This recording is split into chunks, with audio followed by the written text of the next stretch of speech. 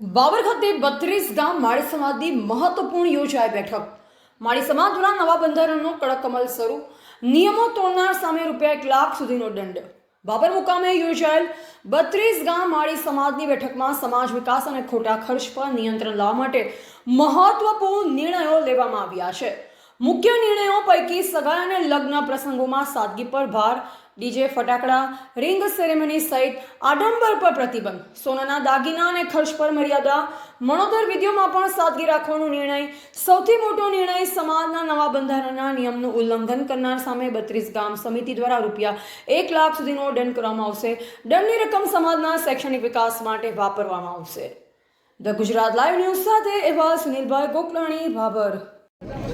આજે વાવથરા જિલ્લાના ભાભર ખાતે 32 ગામ માળી સમાજના બંધારણ અંગે એક સમાજની બેઠકનું આયોજન કરવામાં આવ્યું, જેમાં સમાજમાં ચાલતા કુરિવાજો અને સમાજના નવીન બંધારણ અંગે ચર્ચા વિચારણા કરવામાં આવી, જેની અંદર લગ્નના નિયમો હોય કે સગાઈના નિયમો હોય કે મરણ જનાર પ્રસંગના નિયમો હોય, આ નિયમોની અંદર સમાજની અંદર ખર્ચાઓ ઘટે, સમાજ એકજૂટ થઈને રહે, સમાજની અંદર આગામી સમયની અંદર સમાજ સંગઠિત બને, તેના વિશે ચર્ચા વિચારણા કરવામાં આવી.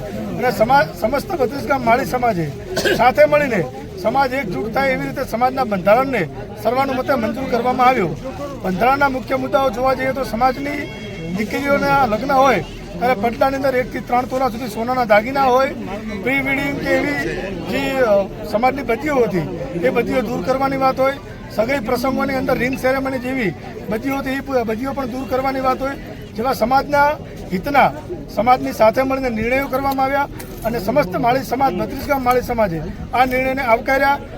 સમગ્ર મિટિંગની અંદર અમારા સમૂહ લગ્ન સમિતિના પ્રમુખ અમૃતભાઈ, અમારા શૈક્ષણિક પ્રમુખ એવા ગણપતભાઈ, સામાજિક આગેવાન લક્ષ્મણભાઈ સાહેબ, સોનાજી, સેધાભાઈ, ડીસાથી રાણાભાઈ અને સમસ્ત 32 ગામના માળી સમાજના આગેવાનો, યુવાનો સૌ ઉપસ્થિત રહ્યા અને સમગ્ર કાર્યક્રમને ખૂબ સફળ બનાવ્યો.